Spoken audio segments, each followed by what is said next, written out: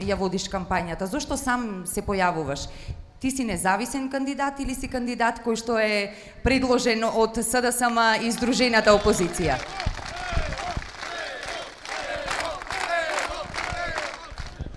Ова сакам да го кажам пред сите вас тука. Граѓани од сите вери, нации и партиски и политички провиниенции.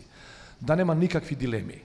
Се појавувам сам, затоа што мислам дека треба утре кога ќе бидам избран, да бидам председател на сите граѓани на Република Македонија.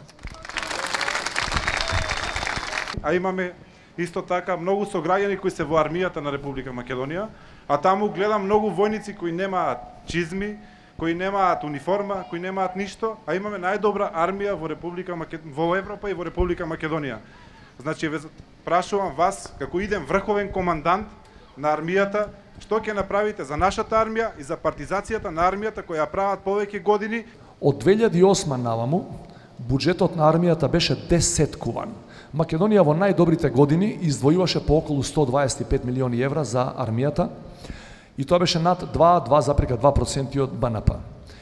Во изминативе 5-6 години тие го десеткуваа буџетот на армијата и замислете, не го вратија у стопанството тоа. Тие пари не ги дадоа на економија, на трговија, на култура, на спорт. Ги дадоа на Министерството за внатрешни работи. Што подразбираш под државен став, државен консензус за решавање на овој проблем? Но што најмногу ги изнервира? Ја ги прашав како се осмелувате во време на кампања, која чешма во село не смее да се отвори, која асфалт од 100 метри не смее да се пушти, вие да преговарате за името кај Нимиц.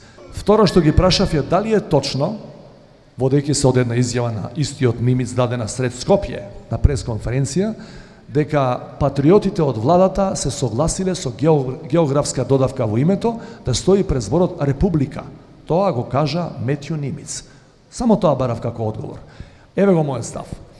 Никој нема право за едно толку чувствително и витално прашање за македонскиот народ да оди на било какви преговори ако претходно во Македонија не направи државен консензус или државен став што бараме тамо и до каде можеме да одиме, под што не можеме да одиме и дали воопшто да одиме.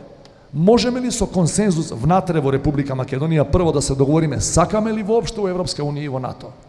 Ако не сакаме, пак со државен консензус заеднички да излеземе на иста бина и да кажеме народе, нема да одиме од тие и тие причини, цената е превисока.